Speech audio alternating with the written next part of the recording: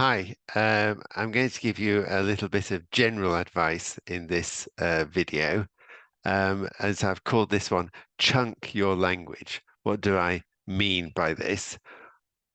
There it is again. What I mean is that speaking is very different from writing, and it's very important um, in general, and especially if you're taking a speaking exam, to make sure that you are talking in a speaking style, not in a style which suggests you're reading something that has been written. And the difference is when we're writing, we construct sentences and paragraphs and we can polish things. So it's a piece of prepared work. But when we're speaking, we group our words in little chunks, little groups of words, which sometimes they are the same as sentences, but very often they're not, because we are thinking and speaking at the same time. So this is a very important thing to practice to be well prepared for the IELTS exam. And you can practice this all the time when you're speaking. So I've just given you this is just a little example here. So the question here is, please describe your hometown a little.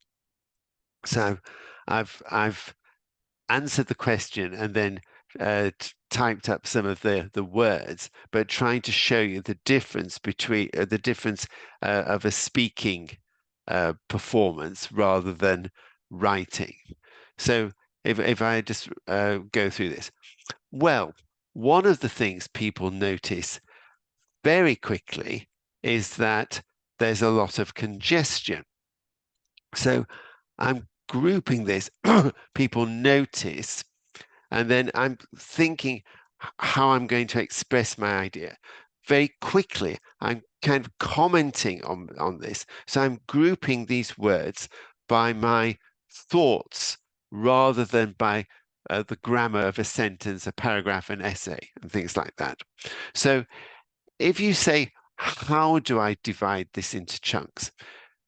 My main answer is actually that's not so important because people will have different ways of chunking their words depending on what they're thinking, how they're just an individual decision.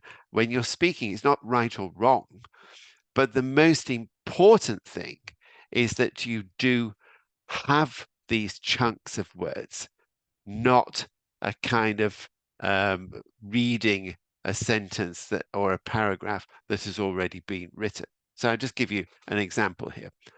One of the things people notice very quickly is that there's a lot of congestion. On the roads, there is overcrowding in the rush hour, and on the buses, it's often completely impossible to get a seat. So I've just tried to put these to indicate a kind of phrasing. So remember, it's very important to phrase your speaking, number one. Number two, exactly how you phrase it, which words you phrase. Don't worry about that too much, but concentrate on thinking that you're going to deliver your words in a natural style.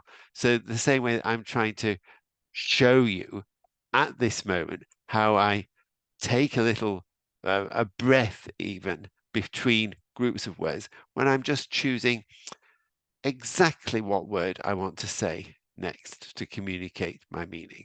So that's something you can practice all the time, and it will make a big difference to your performance in the exam.